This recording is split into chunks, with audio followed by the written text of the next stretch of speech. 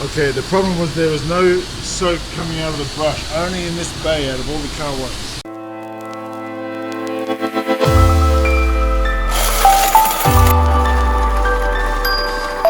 G'day viewers, it's Chris Atkins here and welcome back to my channel, The Car Wash Chronicles. You'll notice I'm not driving today, I'm in the passenger seat. That's because on my video today I have a special guest. You've seen him in my previous ones. Yes, it's my uncle, Stewart Atkins. G'day viewers, yeah, I had to head out to Lancaster today. I've had a few problems out there. My worker called me and they're having a little problem with some homeless people, so I'm going to go out and see what I can do to try to clear that mess up. So just like Stewart mentioned, we're heading out to Lancaster, one of his car washes he's had for about 10 years. I usually run it for him and I go out there twice a week to check on everything, collect his cash and make sure everything's running smoothly.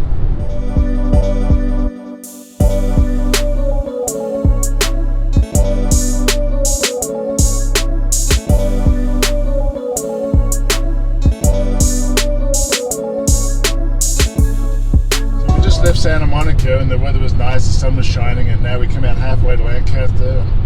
Look, it's raining. Got to put the wiper blades on. But the funny thing is, people still like to wash their cars, raining or not. Right? I don't know. I know, it's funny, sometimes I'll be at the car wash and it's pouring down rain and there's a couple of cars washing it, so I guess people enjoy it. Let's get a shot of this weather for you. It's obviously not ideal car washing weather, but it's pretty disgusting.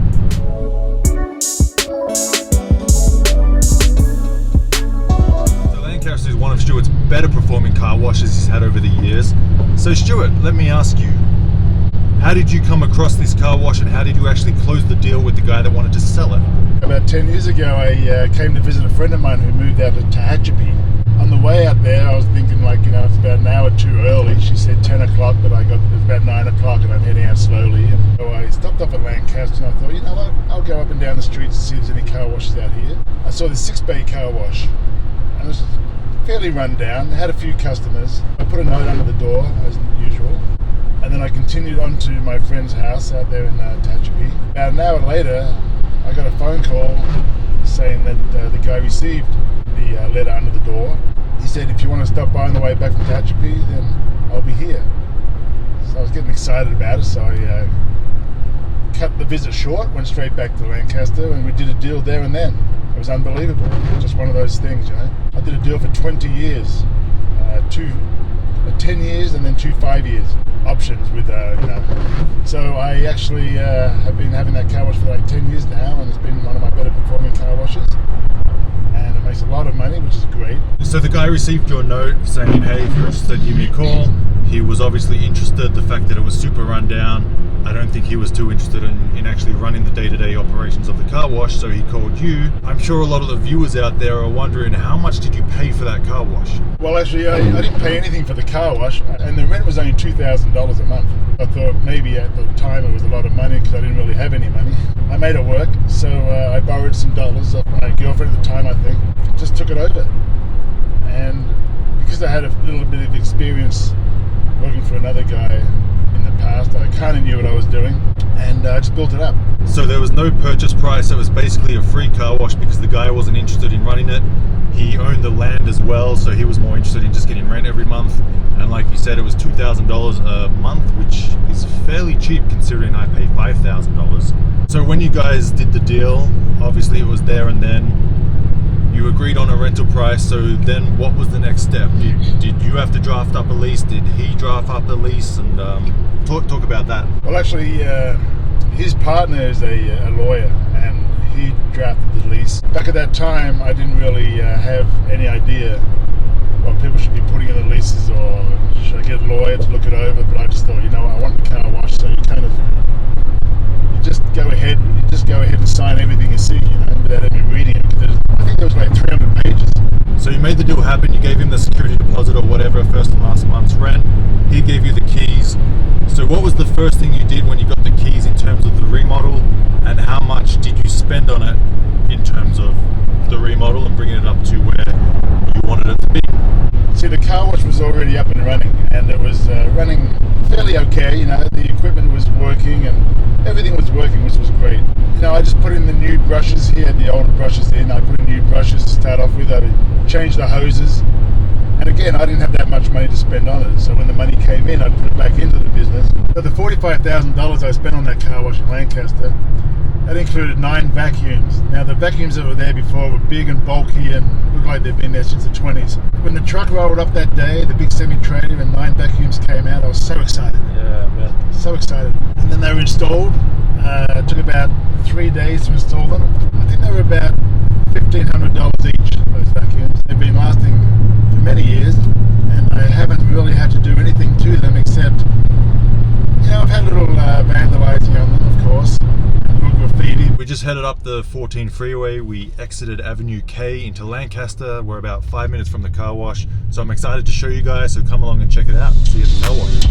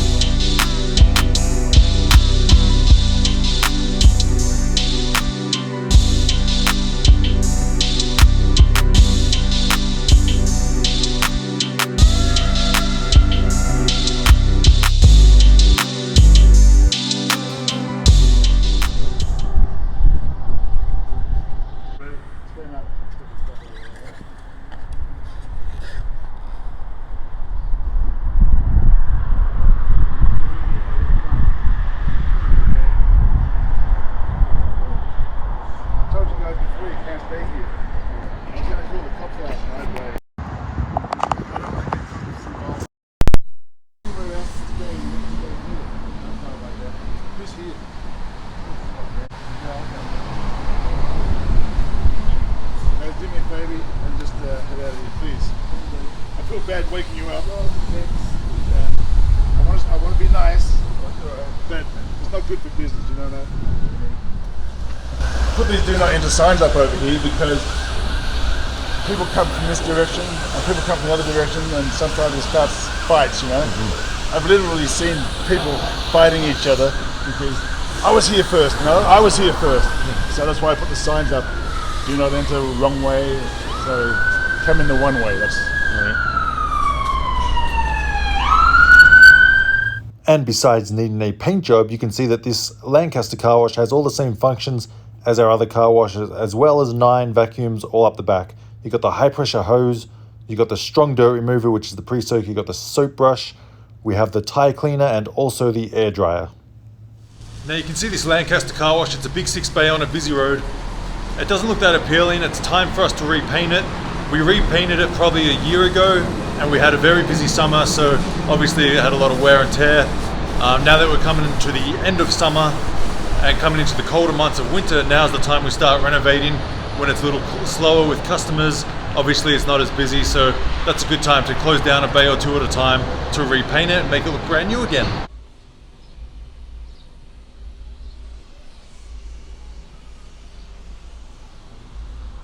So for this bay, it's bay 5, there's no soap coming out of the soap brush, so let's go inside and check it out. Do you know what it might be, that the soap brush isn't working? Well, the pump's not going, but when I turn the other bays on it is, so it's probably just the solenoids. So I'm going to try to find one solenoid. I think it might be the rotary switch because it's the only bay that's not working with the soap coming out there, but I can only say it's going to be this switch here, the rotary switch. So it's working, that's working.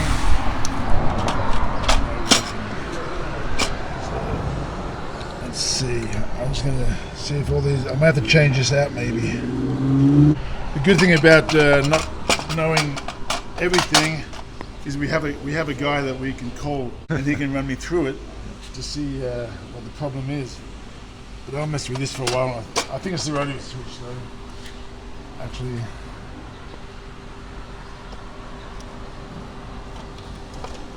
Okay, the problem was there was no soap coming out of the brush, only in this bay out of all the car washes. So, it had to either be the rotary switch or the solenoid. So I checked the solenoids earlier and it wasn't the solenoids. So I came over here and I made sure everything was tight, just looking for a loose connection. And then I noticed that this wire here wasn't connected to this wire here. And then as soon as I found the problem, I just tighten these up. I've got to get them together like this. Let me start it for you real quick with the remote, and then you'll see it coming out of the brush, and I think we're in good shape. Well, I'm always in good shape at my age. Yeah. So those two wires were just disconnected. Another problem fixed by Uncle Stewie. Well, Back in business. back in business. So that's just an example of what can happen at the car wash. You might show up one day and one thing's not working in the bay. For example, the soap wash isn't working, but everything else is. So you just go through trial and error, you start in the motor room, see what's going on, see if there's anything that looks out of the ordinary. And if everything looks good in there, then you might go to the faceplate, which was the problem, and see if there's any missing wires or loose wires or any connections like that. And there was. 2 wires were apart, so all you had to do was connect the wires together and voila, back in business.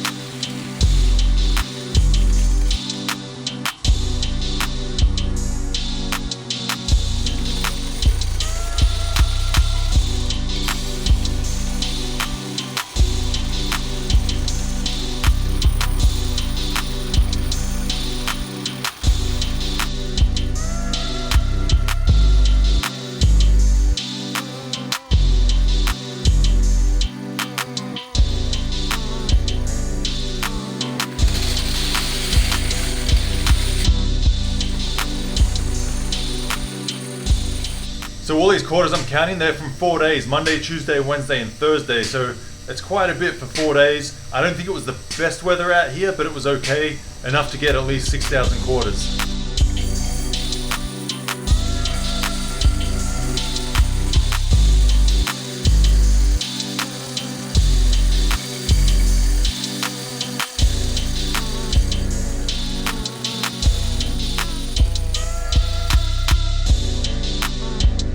So there you have it, the total quarters for 4 days, 7,155, which is just under $1,800. Not too bad, so it should be another standard week here for Lancaster.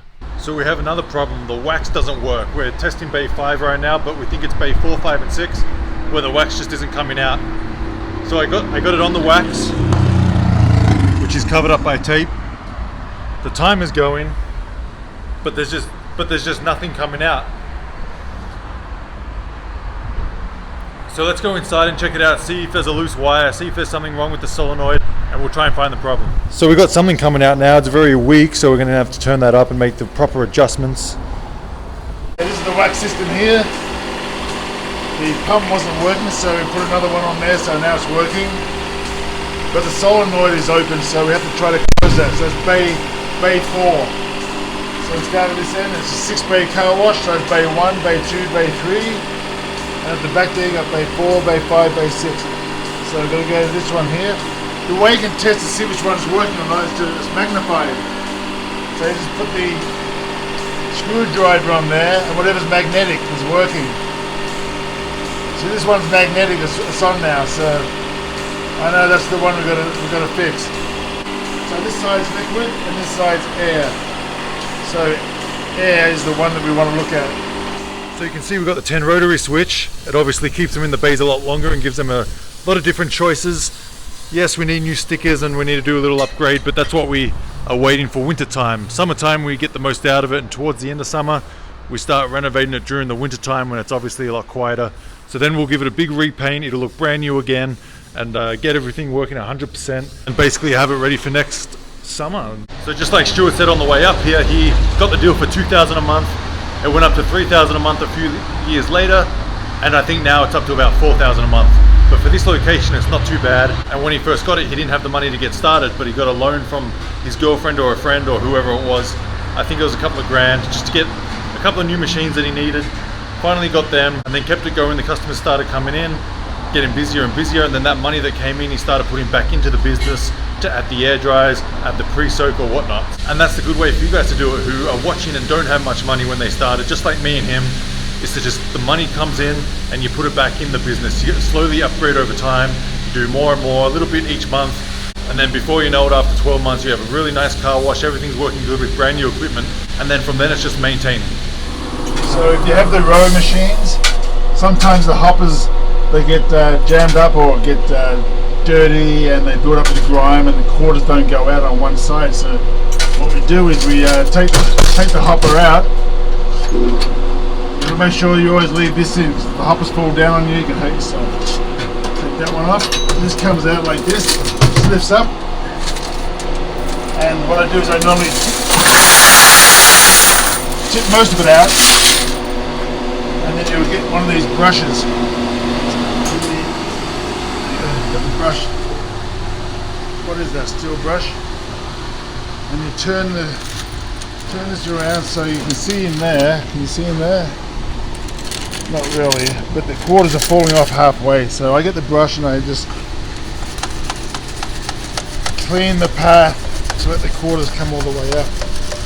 See in there? Got these little grooves there, you have to clean them because they get grime on them and the quarters slide off there and they don't come out for the customers. So then now you can see that they're going to be okay now. Put your hand on it. Put your hand here, but you want to turn that so the track coming out again.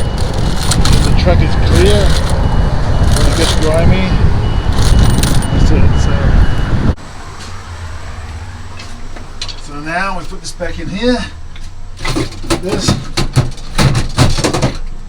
Make sure you put this back up there, and then we put some quarters in here.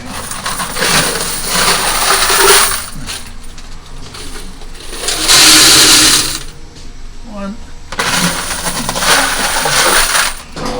I don't like to fill them all the way to the top because there's so much pressure on the motor that they don't last as long. Fill it up to about 3/4, which is fine. And make sure the quarters are level. You got to make sure the quarters are level in each one because when you come in next week, if one is empty and the other one's not empty, well then you'll know that this one's not working. Anyway, so that's it for now. Close that up.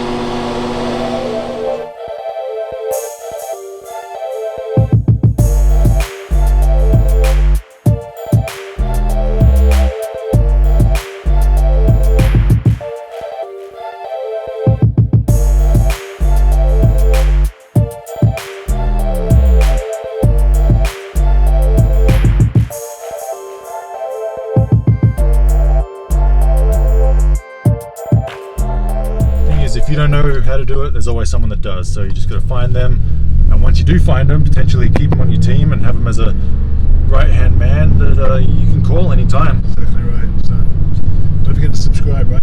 Oh yeah, don't forget to subscribe. First of all, like the video, it helps the algorithm so everyone can see this video. Second of all, comment any questions you have below for myself or Stewart, and we will answer them as I always do. And then subscribe so you don't miss out any amazing content that I'm putting out to you guys, so that anyone out there who's interested in the car wash business and wants to get into the car wash themselves, well then they can do that, and hopefully we can help along the way. So this is Stewart Atkins signing off. And this is Chris Atkins signing off. Till next time. See you guys. See you, viewers. What'd you get there? I got a burrito, of course, with beans, double beans, black beans and pinto beans, and double chicken. Good old chipotle. Can't go wrong. That was a damn good burrito.